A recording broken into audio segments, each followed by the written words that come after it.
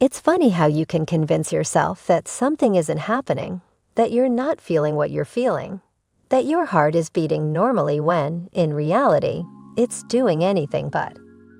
I thought I could keep it all under control, but I was lying to myself. It started with little things, gestures really. A casual brush of his hand when he handed me a plate at dinner. A lingering look, barely noticeable but there. I'd laugh it off, tell myself I was overthinking it. He was younger than me, married to my husband's family, and had no business making me feel the way I did. But every time our eyes met, there was this electric pull, like gravity was rearranging itself just to make us collide. And I hated it. I hated that it felt so easy, so natural. With Liam, I didn't have to wear any masks. He didn't expect me to. He was the first person who had ever made me feel seen, really seen. Not as a wife, not as a daughter-in-law, not as someone who had to fit into all these roles, but just me. At first, I tried to ignore it. He was always there, but always with the family, always within the boundaries of what was allowed. But boundaries, like walls, are only as strong as the people who uphold them. And I was starting to feel like the walls were crumbling, one careless glance at a time. I didn't know what it was about him.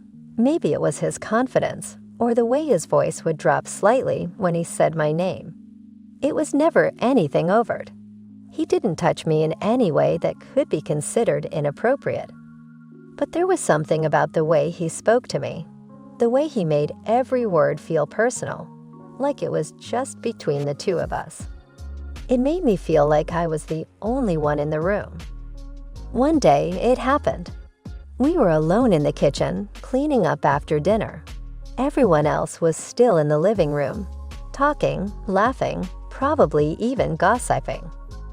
But Liam and I were in the kitchen, putting away the leftovers, a task that could have taken minutes but stretched out far longer than it needed to.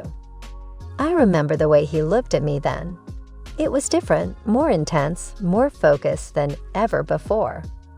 And for a second, I forgot how to breathe. "You know," he said, his voice low, almost too quiet for the space we were in. "I never thought I'd see you here, doing this." "Doing what?" I asked, though I had a feeling I already knew the answer.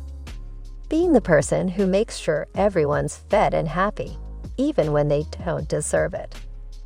I gave a nervous laugh, shaking my head. "It's just what I do."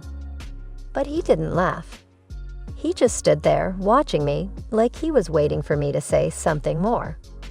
I didn't know what to say, so I turned back to the counter, pretending to concentrate on stacking plates. The silence between us grew heavier. "You're not just that, you know," he said quietly. "You're more than that." I swallowed hard, the words sitting in the air like an invitation I wasn't sure I was ready to accept. He took a step closer, close enough that I could feel his warmth radiating toward me, but not so close that I couldn't pull away if I wanted to.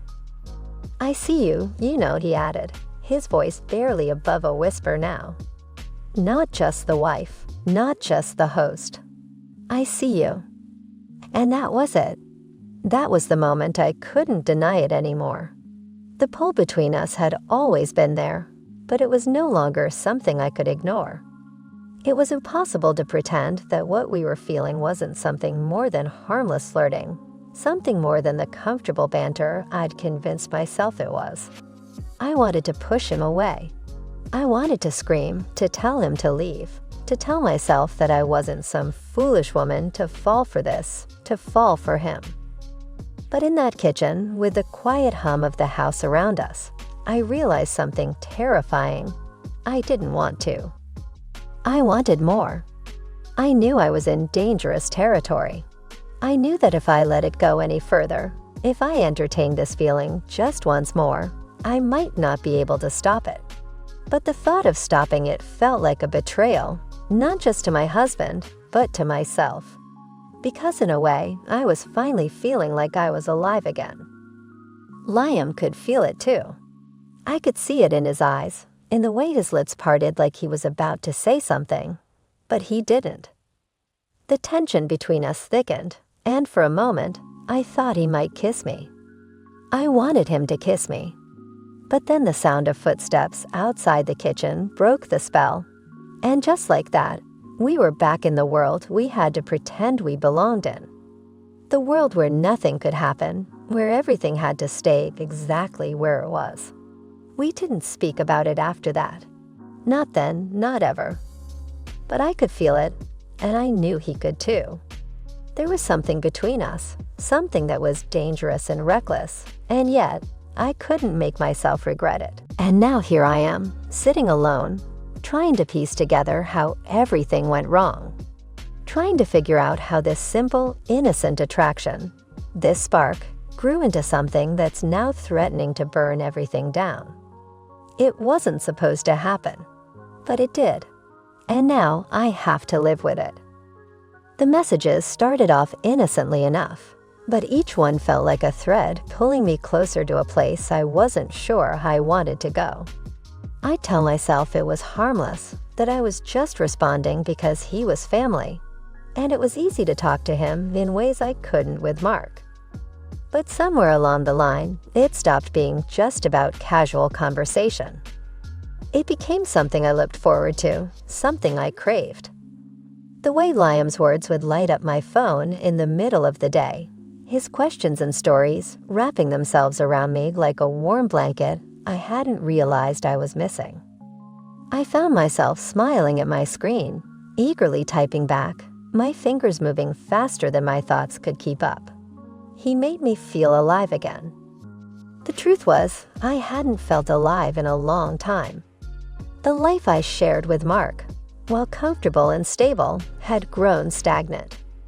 I kept convincing myself that stability was enough. But what I needed, what I hadn't realized I was starving for, was the kind of connection I hadn't experienced since I was a teenager.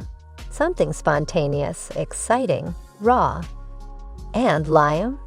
He was a spark that had been flickering just below the surface, waiting for the right moment to catch fire. It wasn't until one late evening when the sun was dipping below the horizon, casting long shadows across the backyard where we had worked together just days before, that I finally let myself acknowledge what had been happening all along. I was sitting at my kitchen counter, sipping a glass of wine, when my phone buzzed. Liam had texted again, his usual message. "Hey, how was your day?" Simple, harmless. But the timing, the way he reached out just when I needed someone to talk to, felt different. I put down my glass and stared at the screen, hesitating. It was just a question, but everything in me wanted to say something that would let him know exactly how much his presence had come to mean to me. It wasn't just about the texts anymore. It wasn't even just about the moments we'd shared in the kitchen, the accidental touches, or the lingering glances. It was about everything else, the way I'd felt when he asked me if I was happy. I could feel the walls I'd built around myself begin to crack, piece by piece. Was I really happy with Mark? The question echoed in my mind. And when I thought about it, really thought about it, I couldn't answer. The truth was, I wasn't sure anymore. I wasn't sure about anything. I opened the message from Liam and typed back, "It was fine. Just another day." It was the kind of response that kept things neutral, casual, safe. But then my finger hovered over the keyboard, and the words I didn't know I wanted to say started to spill out. I don't know if I'm happy anymore. I've been thinking about it a lot lately. I read it over, my heart hammering in my chest. I couldn't take it back now. Seconds passed before his reply came through, but when it did, it sent a jolt through me. "You deserve better than that, Kate. I just want you to be happy." I felt my breath catch. He didn't ask questions. He didn't pressure me. He just said the words I didn't realize I needed to hear, the ones I'd been waiting for someone to say. And I realized right then that I was standing at a crossroads, one I'd been circling for months without even knowing it. Liam didn't push. He never made a move that was too forward, too obvious, but he was always there, his words a steady presence in my life. And as much as I hated to admit it, I felt myself pulling toward him, drawn to him like a moth to a flame. The messages continued, the connection deepening. He talked to me like I was the only person who mattered, like everything about me was worth knowing. He asked questions, shared his dreams, his hopes, his struggles. And I did the same. Each message was an opening, an invitation to share a part of myself I hadn't realized I'd been hiding away. It felt freeing. It felt dangerous. But it wasn't just the texts. It was the way he looked at me when we were together, the quiet moments where no words were necessary, where I could feel his gaze on me, studying me, understanding me in a way I hadn't been understood in years. It was the way his voice sounded when he called me, the way it softened when he said my name, like he was trying to make sure I knew I was important. The intimacy between us was growing in ways I couldn't control. It wasn't just physical. It wasn't even really about sex, although I would be lying if I didn't admit that my body reacted to him in ways it hadn't in a long time. It was about the connection, the closeness that seemed to be building with every conversation, every touch, every stolen moment. And Mark? I tried to ignore the guilt that gnawed at me every time I thought about him. I tried to tell myself that nothing was happening, that I was just being foolish, that this was all just a passing phase. But the truth was, I was beginning to feel like I was living two lives. One with Mark, full of history and familiarity, and one with Liam, full of possibility and unspoken tension. The moment of reckoning came on a Saturday evening, when Mark was out of town for work, and I found myself alone with Liam in the house. We had spent the afternoon together, talking, laughing, and doing nothing in particular. The day had drifted by in a haze, but by evening, the energy between us felt palpable, heavy in the air, like a storm that was waiting to break. Liam stood in front of me, close enough that I could feel the warmth of his body. I knew what was coming, but I didn't know if I was ready for it. He reached out and cupped my face gently in his hands, his eyes searching mine. "Kate," he whispered, his voice low, almost reverent. "I need to know something. Do you feel this? Do you feel the way I feel about you?" I felt my heart race, and for a moment, everything inside me screamed to step back, to run, to say no. But instead, I nodded, my voice a mere whisper. "I do."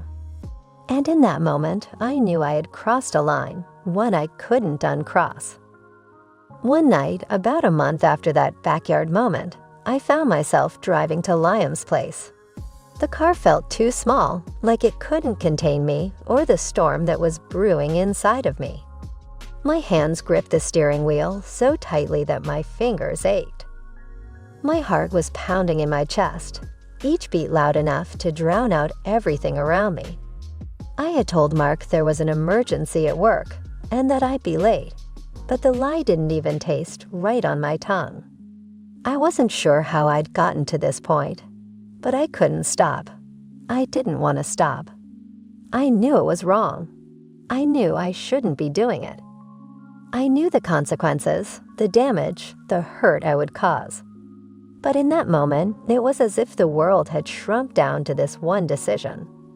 I didn't know if I was just looking for something, or if I was running away from everything else. But when the thought of turning back crossed my mind, I couldn't bear it. The truth was, I wasn't ready to stop. Not yet. When I arrived, Liam opened the door before I even had the chance to knock, as if he had been waiting for me. I didn't know what I was expecting, but it wasn't this.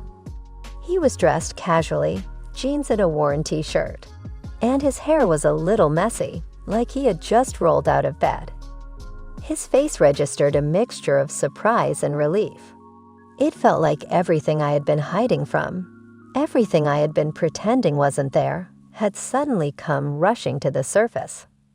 "Kate," he said, his voice softer than I'd expected, but urgent at the same time.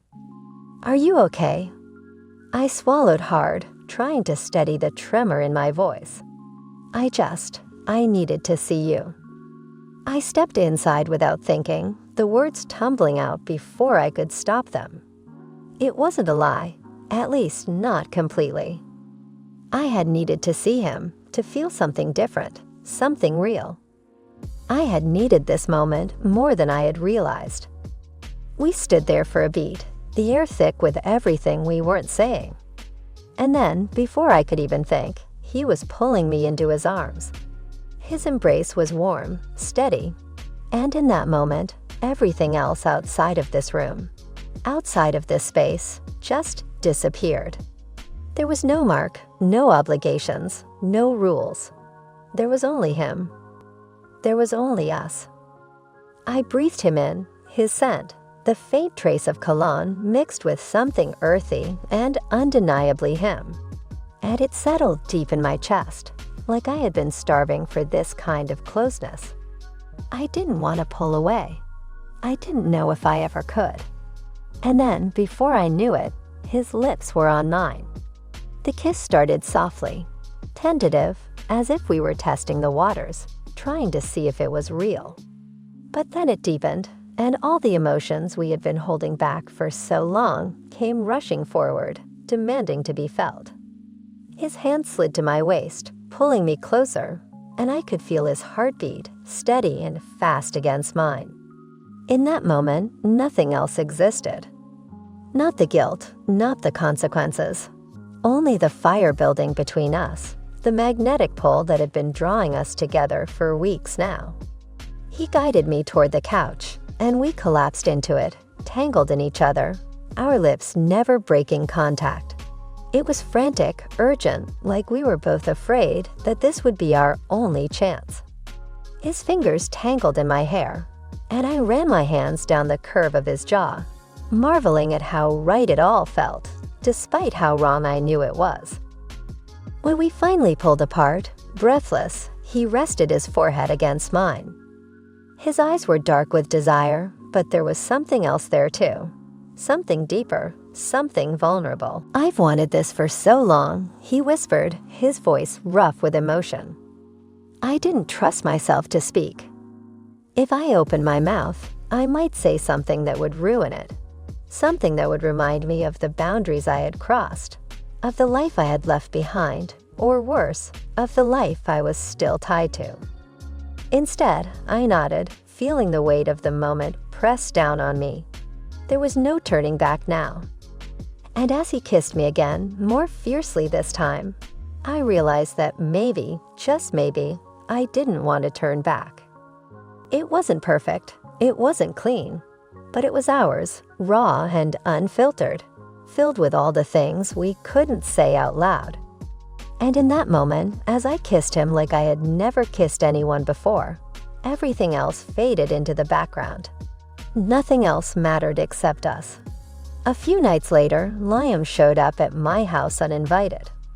The doorbell rang, and I nearly spilled my wine. My hands were trembling when I set the glass down, heart racing in my chest as I went to answer the door. I had been expecting nothing more than the silence of a house empty without Mark, who was out of town for work. But instead, there he was, Liam, standing in the doorway like he was the answer to a question I hadn't even asked yet. His hands were in his pockets, his eyes dark and intense, his jaw tight with anticipation. "Liam," I said, my voice barely above a whisper, the words coming out unbidden, despite every warning sign in my head. "What are you doing here?" "I couldn't stay away," he confessed, his voice hushed but determined. "I needed to see you."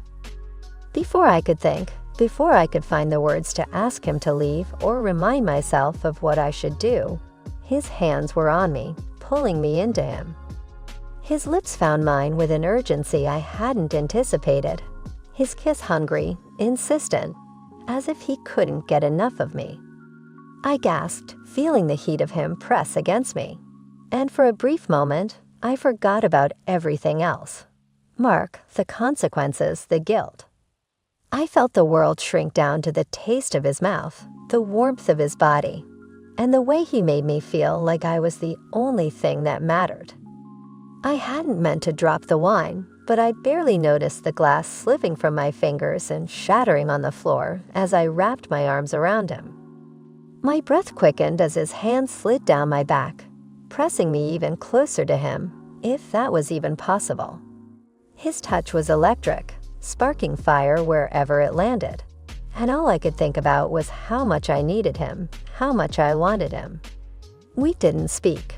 Words didn't matter anymore. Every touch, every kiss, was a promise of something deeper, something we couldn't take back. We stumbled backward, our bodies pressed together, and I felt him, hard and urgent, against me. My mind screamed that this was wrong, but my body didn't listen. It wanted him, all of him. By the time we reached the bedroom, we were both breathless, clothes tangled, kisses frantic. Liam pulled me to him again, his mouth claiming mine in a kiss so deep, so fierce, it left me dizzy. His hands were everywhere, on my waist, my hips, tangling in my hair, and every touch sent shivers down my spine. The bed creaked under us as we fell onto it, and I couldn't tell where his body ended and mine began. It was all fire, all heat, all sensation. Of course we didn't stop at just kissing. We went much further. He tried me everywhere. I felt his every move. It was unforgettable. He didn't pull away when we were both lying there, tangled in sheets. His lips trailed from my mouth to my neck, kissing, nipping, tasting every inch of me like he couldn't get enough. I tilted my head back, letting him, giving in to the need that had been building inside me for weeks. His mouth moved lower, his hands pressing into my skin like he was marking me, claiming me as his own. And then the doorbell rang. The sound cut through the haze of lust that clouded my mind, shattering everything in an instant. We froze. I froze.